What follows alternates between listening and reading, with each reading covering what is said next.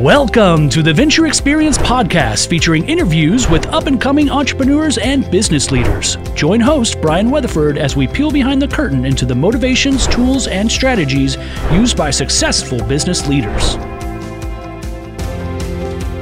Hey folks, welcome to the Venture Experience podcast. I am your host, Brian Weatherford. Today on the show, we have a great guest here because I'm a firm believer that everybody has a book or two in their head, but most of us aren't able to get the book from our head to paper. Today's guest is not just an author, she is so much more. She's way too busy to be here, but she is here today, and we're glad to hear her story. Tara, thanks for being here today. Her name is Jaye Frank. We appreciate you coming in with us. Welcome to the show. You doing well? Thank you, Brian. I'm doing great. I'm glad to be here. Well, we're going to get to the book and everything about that in a minute, but I'm really intrigued by the first thing that I saw today looking at the notes. The name of your company, TJF, I get that part. That's your initials. But career modeling. Now, it doesn't mean, certainly perhaps you have a career in modeling, but that's not what we're talking about, career modeling. Actually, it's one of these things that over the years, as people would ask me about the name of my company, I'd be like, I should have thought about that harder. What I meant was it's more of an opportunity shaping consultancy. So we're modeling careers really intentionally and thoughtfully. But I meant shaping opportunities, certainly not that I have a career in modeling. Well, I tell you what, I like that word intentional because I've always heard the story of how everybody ends up somewhere, but most people don't end up somewhere on purpose. You have to have intention. Your career's going to get modeled whether you're doing it on purpose or not. Fair enough. So you might as well take control of that. Very true. Well, let's back up just a little bit. Speaking about careers, before you started TJF and everything, what were you doing? How did you get to where you are today? Yeah, good question. I spent 21 years at Hallmark Cards in Kansas City, Missouri. I actually started my career as a greeting card writer, which not very many people can say. I'm often the only greeting card writer or former greeting card writer people meet in their lifetime, which I think is hilarious. But I started there and I spent most of my career in creative product development. I then led business innovation. I designed and stood up a multicultural center of excellence, and my last role at Hallmark before I resigned was as corporate culture advisor to the president. Well, the whole time you were there with your impressive career, was it always in the back of their mind of doing your own thing? There's so many people that they may be in a job that they love. They may be in a job that they love for a long time, but still it's in the back of their mind. Most of us have this, to where it's in the back of our mind, someday I'm going to do my own thing. Most people aren't able to do that. You've done it, and I'm just curious. I'd have to think that you didn't just wake up one day and say, I'm going to do this. What was the process of getting to that point? Honestly, absolutely not. I expected to retire from Hallmark Cards. That was always my hope. I wanted to work at Hallmark since I was 14 years old. I used to make cards when I was young, and I loved to write. I loved to draw. And so I believed that I was going to stay there for my entire career. And when I was ready to not work anymore, then at that point I would leave. But life sometimes happens to us, right? Not necessarily according to plan. And so some things happened. My priorities shifted a little bit, and I ended up having to leave Kansas City to move here to Texas. And everything kind of changed at that point. So you ended up coming to Texas and thought, what am I going to do next? Well, it was a little bit more complicated than that, but I didn't know how much time you had. I was on a trajectory at Hallmark, one that I had been working toward for a long time, one that I think the CEO and the other high-level leaders felt really great about. We were all partnering together, right, on a higher level of contribution. And I had gone through a divorce. Had 3 children, and then I reconnected with someone I had gone to college with. We fell in love, decided we wanted to get married, and he was here with his children. And so when you kind of look at all of the choices on the table and you decide what is most important to you, reestablishing that sense of family for myself and my children was my number one priority. And that was going to mean that I needed to leave Kansas City and come here. And because doing a job at that level, as a corporate officer, for instance, wasn't necessarily feasible, not living in Kansas City, I just had to rethink about how I wanted to contribute and how I wanted to make sure that I left my mark in a way that was meaningful for me, meaningful for other people, and could allow me to continue to grow. Is it fair to say that throughout your career with Hallmark, that there were some things, I mean, it have to be, you spent so much time there, but is there anything specific that you learned through your career at Hallmark that led you, I mean, what was the favorite thing of all the things you learned that you said, wait a minute, I can take this and go this direction? Oh, absolutely. I mean, honestly, the journey at Hallmark was tremendous. You know, what the work I do now, which is really focused on workplace culture, focused on leadership, is very connected to what I learned at Hallmark and what I loved most about my role. So first of all, it's a relationship brand, right? It's all about relationships, how we enhance relationships, how we deepen them over time. And I believe that leadership is very much about that. So leading people was something I was always passionate about. I became a leader of people at 25 years old. So I've spent the majority of my career leading people. So I always loved that. You know, I loved understanding what people were motivated by, how to really inspire them, how to connect them.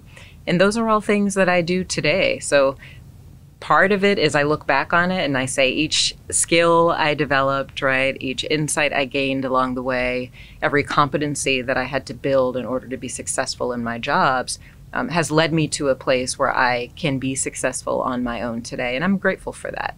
Well, successful with your own business today, and of course a big part of any business are the people they work with. I don't need specifics, but in general, who can you help? Who do you work with? Yeah, so I work primarily with CEOs and their executive teams today, those who are really trying to get a better sense of their current workplace culture, who want to aspire to have a culture that is more inclusive and more equitable. We help them define what great looks like for them, and then mostly help them build a bridge between those 2 points. So if this is where you are today, that's where you want to be tomorrow. What are you going to have to do differently, start doing, stop doing in order to get there? So that's the nature of my work primarily. It's a consultancy, right? And it's a leadership consultancy, so we help people with that. But so my work is really all about leadership. It's just, are we shaping cultures? Are we shaping individuals and individual careers? You know, speaking of culture, I mean, cultures have been around forever, but it seems to me, and please correct me if I'm wrong, chances are I am, but culture seems to be such top of mind thing these days. And was there anything particularly that caused that shift, or is it we're going to put it on social media like everything else, or why do you think culture is at the forefront more so now than ever before? Well, I know you've heard before, this is probably one of the most famous, you know, corporate quotes that exists. It's Peter Drucker, culture eats strategy for breakfast. So to your point, we've been talking about that for a long time. I think what's happening now is the emerging talent group, the emerging talent generation doesn't really respond to the command and control leadership of the past. When I started my career, Hallmark wasn't necessarily like this, but when I started my career, the mindset was really command and control. The leadership decided what the vision would be, what the strategy would be, got everybody in line, people knew what the rules were, and they marched forward, right, according to those rules in order to pursue those business results. That's not how people want to work today. We're much more in a cultivate and collaborate culture, right, versus a command and control. And because of that, people want to be part of the decision-making process. They want to know that their ideas are valued, their perspectives, their expertise is important, and they can contribute beyond just the one little narrow lane we might give them. So culture is the place where all of those things are either allowed to happen or prohibited from happening. So it really unleashes the talent, and that's why I think we're focused on it so much. Well, and in addition to that, now more than ever, people are able to take a sense of ownership with companies, whereas in the past, certainly when I started my career, which frankly was before you started your career, it wasn't the case. Yeah. You know, we're the owners, you're not. Here's what you're going to do. But now, I mean, it just makes total sense now. I don't know why it took so long to get there. I'm so grateful that we have. But it makes total sense to where everybody there, if you have a sense of pride and a sense of ownership, the benefits are immense, not the least of which it polices itself within the office environment to where people, when subordinates, if you will, I hate to use that word, but not necessarily at this level, but at this level, they all have that sense of ownership. And if somebody else comes in that doesn't fit with that, they're going to take care of it themselves. That's because, right. Look, I'm an owner of this place too. Yeah. You need to help us. We want to hear your ideas like ours, but don't just come in here and not fit it. Is that fair? Yeah, I think it is fair. Yeah. You know, business owners want loyal talent, right? But the talent is essentially saying, you get my loyalty not in the same way you used to. It's not just about pay and promotion and perks anymore, although those things are important. But it's about a lot more than that. It's also about purpose. It's also about respect. It's also about a sense of psychological safety in those environments so that people can be who they are and bring every good thing they have to bear. Well, and the other thing too, quite frankly, if you're not developing and allowing that type of culture within your business, you're not going to keep the talent. Right, because somebody else is. They're going to want to go somewhere else where that mindset exists. And they are doing that. They are absolutely doing that right now. Everyone's talking about the Great Resignation. And, you know, I just recently wrote an article and basically said people are not leaving companies in pursuit of something all the time. Sometimes they're leaving companies in escape from something. Oh, very nice. And so we need to understand, what are they trying to escape from? What's happening inside your culture, and how can you reconstitute it, right? Again, intentionally, to avoid that. Well, and it just goes even further to add to the age-old adage of people don't leave companies, they leave people. That's right. They leave managers. They leave managers, and in this case, they leave cultures. They do. Maybe they pursue another culture. All right, so you mentioned there briefly about the article you just written, but I want to go just a little bit bigger about the book. Yeah. The book you have coming out, the Waymakers. The Waymakers, Clearing the Path to Workplace Equity with Competence and Confidence. Very purposeful title. Very purposeful title, but who, when you're writing the book, again, as a non-author myself, but did you have a target audience in mind when you were writing this book? 100%. You know, this isn't a book that I thought 3 or 4 or 5 years ago, I want to write this book someday. That's not what happened. What happened was I was in these rooms with these CEOs and their executive teams talking about culture, talking about creating more diverse workforces, talking about creating more equitable and inclusive cultures. And I noticed that most of them had 3 things in common. The first is they all wanted to do the right thing. The second is they didn't know what the right thing was. And the third is they all felt a little bit hesitant about stepping into the work. A little insecure about it, not really wanting to bring reputational risk upon themselves, not wanting to mess up or offend. And so when I say clearing the path to workplace equity with competence and confidence, is because those are the 2 things that I thought were missing, right, in many of these rooms. And so I came up with the idea to write the book because of the experience that I was having in these boardrooms and in these executive conversations. Well, these days, so many people are putting out an effort on both ends. People like yourself who take everything that you've learned in your life to go, frankly, better other people. And then there's people seeking out people like you, but still, we're not where we need to be in every area. Talk about DEI just a little bit, because, okay, maybe there's been progress, but why is it so slow? Talk about DEI real quick, because a lot of people are not even familiar with the term. Yeah, well, DEI, diversity, equity, and inclusion, is a body of work, honestly, a very broad body of work that includes so many facets. So one, certainly about the workforce and whether the workforce is diverse, whether everyone is kind of equally represented within that workforce. The equity we often talk about is the pay equal, do we have opportunity parity? Do people feel even appreciated or valued, you know, equitably? And then the inclusion part is often about that culture, about that sense of belonging, right? Do people really feel they're part of the team? Do they feel safe to bring their ideas to the table? Are those ideas being considered and respected? So this is all about ensuring that we have the kind of workplace and workforce that can take us into the future, where each and every person who enters it feels they can contribute fully and fairly. That's the nature of the work, right? And when you say, why are we stuck, which people ask me all the time, there are several reasons, quite honestly. I think one of them, probably the most important reason, this is at least my perspective on it, is whenever you're going through any major change, and this is quite frankly a major change, even though we've been at it a while, you'll always have some people on the front end, you know, like, yes, let's go, let's change. Some people on the other end, like, let's not change. I like it the way it is. Don't touch my stuff. And the majority of the people will often be in the middle.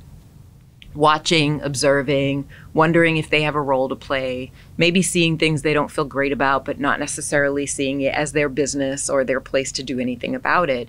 And The Waymakers was written for those people, because what I'm essentially saying is I am inviting you, if you have a heart to make a way for people beyond yourself, I'm inviting you off the fence into the equity arena. Because the only way we make true progress is if all the people in the middle who are benign at this point become a very active and purposeful part of the change. I think I know the answer to this next question, but I certainly don't want to assume. What is the role of the leader in this whole process? Yes, the role of the leader is crucial. And in my mind, anyone can be a way maker, whether you have position and power or you are a peer, right? Because we all contribute to the environment. But the role of the leader clearly is to model, clearly is to declare. Leaders have to declare that this kind of environment matters to them, because everyone else takes a page from them, right? They're watching the leaders to see what is really important, what they're going to prioritize. So the leaders have to be declarative. The leaders have to be very intentional and model the kind of culture and the kind of leadership they want to see. And they also have to inspect what they expect. My husband always says this, you got to inspect what, we have 6 children. So he's always like, I got to go inspect what I expect. But leaders have to do that as well and hold themselves and others accountable. Are there measurables along the way? I mean, how are we going to know when we get there? I mean, it's not going to go from here to here, but are there steps in the process? 100%. And this is something a lot of people struggle with, to be honest. You know, how do I measure diversity, equity, and inclusion? Number one, they're sometimes uncomfortable measuring it at all. You know, it feels like quotas. It feels like affirmative action. It feels like all the things people get icky about. You know, what I say to people is, if it truly is a business imperative, and I believe it is, if you look at the data from Generation Z, 87% of them say a diverse, equitable, and inclusive workplace is very important to them. Anyone can look at that one stat, and there are many, and say, I might want to get on this, right? But any business imperative, we measure. As business leaders, we do not expect to achieve a business goal without figuring out what success really looks like, how we're going to know, to your point, when we get there, and how we're going to measure it along the way. So one, you know, from a representation standpoint, we can certainly establish goals that say, well, we want to make sure that our workforce mirrors, you know, the census or mirrors our consumer demographics, right? Whoever might be buying or engaging with our products and services. People can set goals that way and then monitor them along the way. But they can also set culture goals. They can say, we want, you know, our workforce to feel included, respected, you know, seen, valued to the tune of 75% minimum, right? We've been doing engagement surveys for a very, very long time. We can also do experience surveys that help us know how people are experiencing our culture and seek to set a target that we feel good about, that really mirrors a place that would give us a sense of pride and accomplishment, and then monitor that over time. How are we creating the kind of experience where people feel good about being here and feel really committed? So anything we commit to can be measured, whether it's in, you know, hard numbers or sentiment or participation, but anything can be measured. Well, and one of those hard numbers might simply be the fact, from a measurement standpoint, are people staying?